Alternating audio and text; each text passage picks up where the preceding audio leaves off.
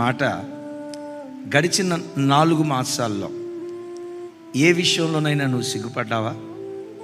ఒకవేళ ఏ విషయంలోనైనా నీ కుటుంబంలో జరిగిన కొన్ని పరిస్థితులను బట్టి తలదించుకొని, కుటుంబంలో ఏం జరిగిందో నలుగురికి చెప్పుకోలేక సిగ్గుతో అవమానంతో ఎక్కడైనా గడిచిన దినాల్లో నువ్వు తలదించుకొని ఒకవేళ బ్రతుకుతూ వచ్చావా?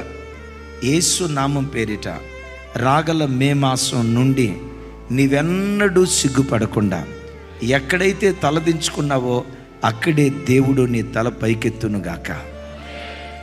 మీ అబ్బాయి వయసు 29 సంవత్సరాలట్టుగా ఏం చేస్తున్నాడు అబ్బాయి? ఉద్యోగం రాకపోవటాన్ని బట్టి, ఉద్యోగం రాలేదు అని చెప్పుకోవటానికి అవమానమై సిగ్గాయి. మీ అమ్మాయి వయసు 30 సంవత్సరాలట్టు కదా. ఇంకా ఇలాంటి కొన్ని మాటలు వింటూ ఎక్కడైతే సిగ్గుతో నువ్వు